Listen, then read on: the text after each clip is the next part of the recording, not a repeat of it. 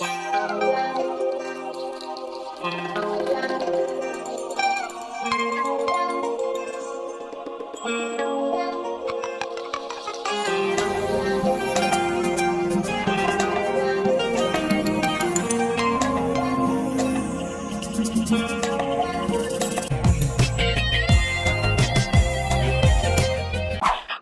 back, you guys. This is episode 4, okay?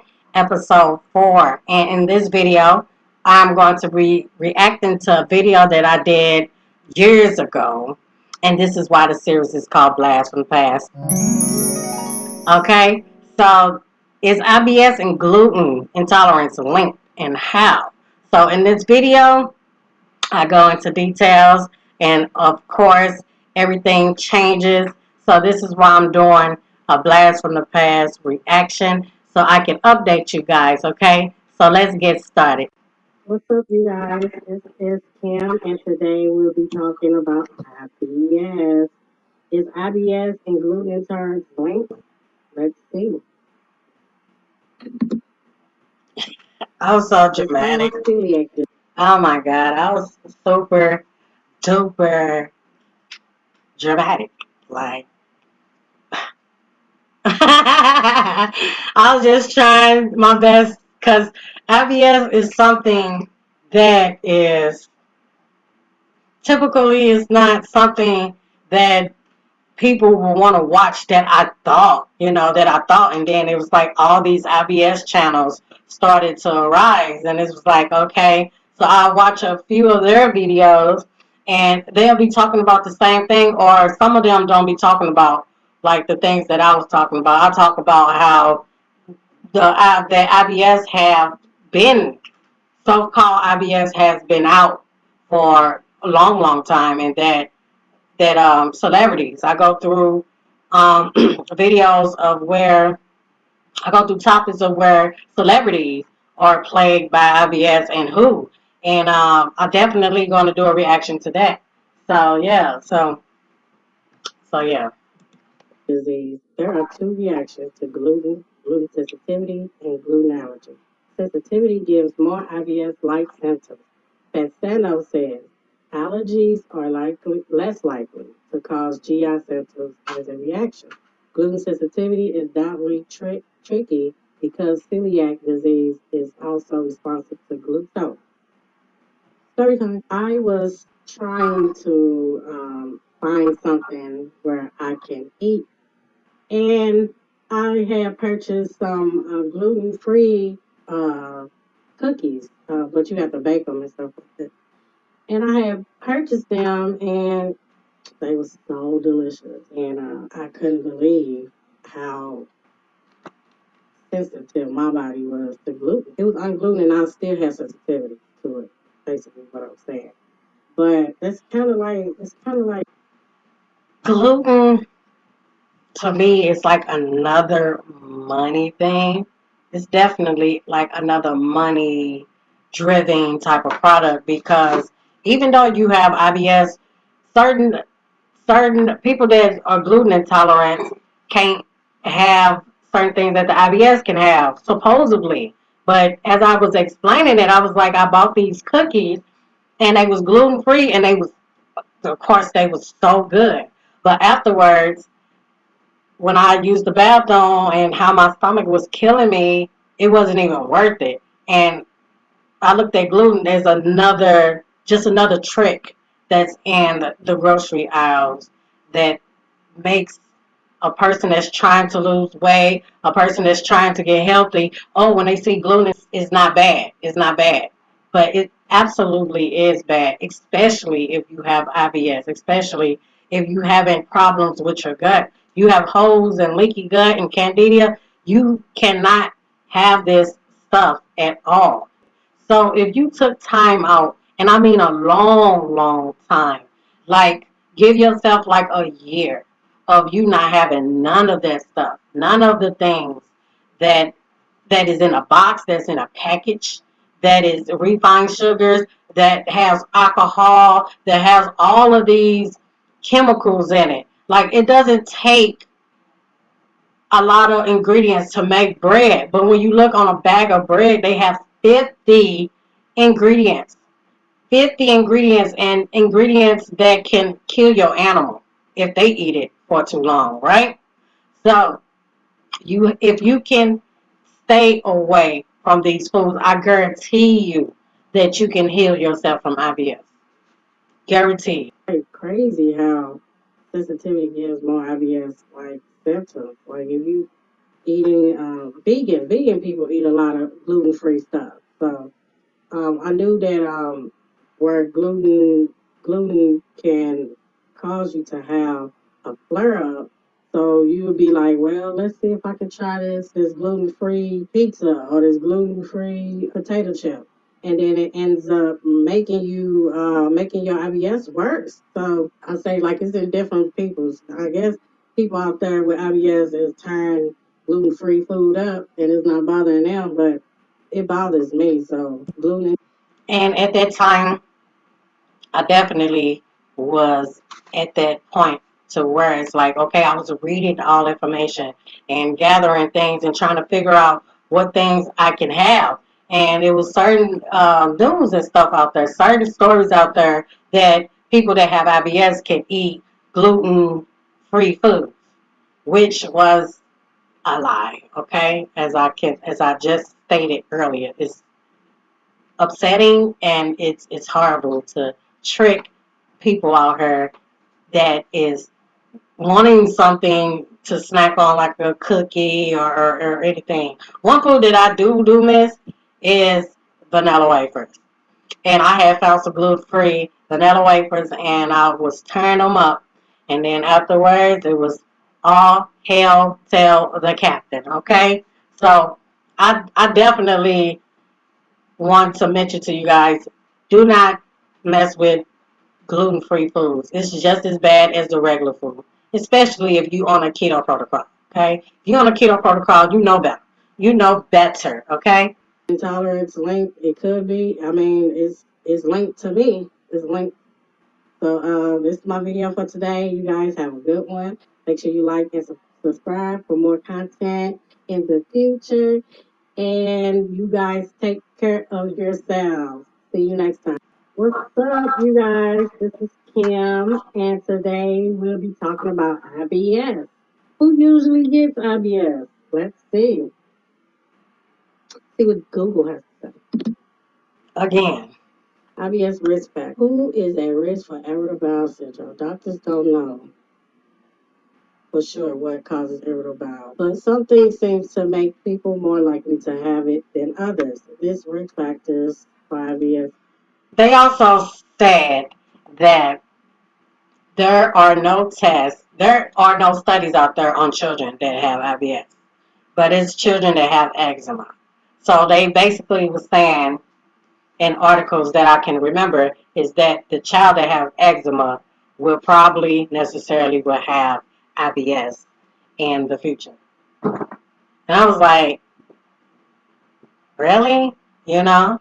So doctors just been doing all types of tests, all types of experiments, and trying to figure out what is tied to, what can you do to prevent it, and so on and so forth. But one thing that I know for a fact is that everybody have allergic reactions. Everybody have leaky gut. Everybody have addiction problems. Like I was addicted to alcohol, and I was addicted to cigarettes, and I was addicted to food. So all of these things played in my life that I really believe that had destroyed my gut. So by destroying my gut, anything that I will eat irritates me. It irritates me. So no longer let no doctor tell you that you can't heal yourself. You definitely can heal yourself. You just have to be disciplined, and you have to start to think like, okay, if I'm eating vegetables and I'm eating certain meats, like you don't have to eat a lot of the same meat. And another thing why people are get that have allergies is they eating the same foods every day. Like you can't have certain foods every day. Even Even healthy foods you can't have every day, like eating like broccoli. Like I love broccoli, and it be sometimes where I do have it every day or whatever. But I'm at the point to my body is healed. It doesn't bother me no more. But at the beginning, when I had to make my body do what I wanted to do. Okay, yes. So I had to make my body do what I wanted to do, especially me knowing that the doctors say I can't have onions. And it's like, the doctors is not going to tell me that I'm not going to have onions when I've been eating onions all my life. So what I am going to do is I'm going to stick with it. I'm going to stick with what I wrote down. I wrote down my meal plans. I wrote down how I was going to eat it. I wrote a rest. Like, I'm going to rest. Like, my family, we rest on Saturday. We rest on Saturday. We do it religiously. Okay, now we do it religiously. Every Sabbath, we there doing what we need to do on the Sabbath day, which is rest. And we collect ourselves. Our bodies just naturally heals, mentally, physically, spiritually. It just heals, you know. And when I took that and adopted that into a eating practice. And not eating but drinking practice. So all the things that I researched, and found healing properties in, that is what I consumed every day. Every day, 6 months straight. In 6 weeks, I was healed, you guys. In 6 weeks, I was healed. Include being a woman. About twice as many women as men have the condition. It's not clearly why, but some researchers think that the change in hormones and the menstrual cycle may have something to do with it. That is interesting. That is very interesting. That sounds pretty good. You know what I'm saying? Because when you are eating what you want to eat out there, and your hormones going up and down, up and down. I mean, it could possibly happen because of your hormones imbalances. And as I speak about my previous videos about keto balances your hormones and stuff like that.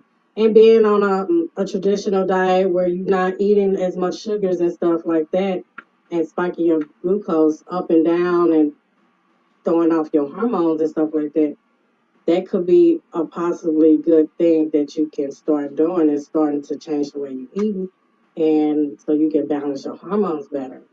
And the second one is age. IBS can affect people of all ages, but it's more likely for people in their teens through their 40s. I would like to say family history. My grandma didn't have no IBS. My mother didn't have no IBS. None of my aunties that I know of that have IBS. So I wouldn't say that it's family history, because when you think about it, guys, if you go back and do your research, back then they was using beef tallow in our candy. They was using beef tallow, like the McDonald's back then was very, very healthy for you. It was very healthy for you. Now, when they started to put stuff in packages and put them on the shelf, they have to add these additives to your food to keep the shelf life on your food, you guys. So don't get thrown off because it's saying maybe it's family history and stuff like that. That's just another limited belief in that they put on your mind, that it's from your past. It's from your ancestors. It's from your daddy's daddy. You know what I'm saying? Your daddy had lung cancer, so you're gonna get lung cancer. No, I will not get lung cancer if I don't smoke cigarettes. My granddaddy smoked thousands and thousands, packs and packs of cigarettes. That don't mean that I'm gonna have lung cancer. Colon cancer. Your daddy had colon cancer. Well, do you do exactly what your daddy did? Did you do what your daddy did to get colon cancer? He didn't get checked up. He wasn't eating and prevention. He wasn't doing a prevention of him getting that disease. So you guys have to definitely watch where you're getting your information from. You definitely want to Get a second opinion. Don't go off of what one doctor says. Definitely get multiple, and multiple. Okay? Like, I get a second opinion. I get a third opinion. I will get another opinion. I just really just don't believe that. And then after all of that, by the second one, I would have been like, okay, well, I know what I need to do. I know what I need to do. Family history. The condition seems to run in the family. Some studies have shown that your genes may play a role. Emotional trouble, yes. If you have an anxiety or if you abuse alcohol, you're most likely to have IBS. If you like drug addictions, they can play a role in that too. Some people with IBS seem to have trouble with stress, have a mental disorder, or have been through a traumatic event in their lives, such as sexual abuse or domestic violence. It's not clear what comes first, the stress or IBS, but there's evidence that stress management and behavior therapy can relieve symptoms in some people with the condition. Oh my gosh, this is a good article, and it has me thinking. And emotional trouble, that one it clears it up. Oh my gosh! So you guys take care of yourself out there, because I'm gonna take care of myself. As you take care of yourself, I will take care of myself. This is a good article, you guys. Food sensitivities. I'm sorry, I needed to scroll down. Food sensitivity. Some people may have digestive symptoms that rumble angrily when they eat dairy, wheat, sugar, fruits. As I said before, fructose, sugar substitute, sorbitol. I am allergic to all sorbitol, like maltitol, everything that got the alls in it. I can't have it. Hit comment below to see and let me know if you guys are allergic to all the alls, the sorbitol, maltitol, all the alls. Large meals or eating while you do something stressful, like driving, working, activities, don't cause irritable bowels. I'm sorry, guys. I'm just going through it. Medication, other digestive problems. So this is a good article that you can go back to and search and see if you can get that aha moment, just like I got the aha moment. But you guys have a good day. Make sure you guys take care of yourselves, and eat healthy. Pick a diet, eat healthy, and battle this IBS to the death. Like, don't let IBS control your life. Make sure you like and subscribe, and I'll see you guys next time. Make sure that it doesn't. Okay, you guys. Oh, I don't mess that up. Okay, you guys. As you can see, that was a blast from the past, and it was so interesting. And it's a lot of information that I had to flip. Certain things that I said back then is not some of it. Some of it that I said back then, I definitely was a prophetess, okay? I said I was going to heal myself, and I did. Voila, okay? So if you guys want any more information, make sure you guys like, subscribe, and share this content, because sharing is caring, and you're not the only one that's going through this, okay? So I am helping 7 lucky people this month to get rid, and I mean get rid of IBS, okay? The link is in the description. Go ahead and give your girl a call, and we'll get you started today.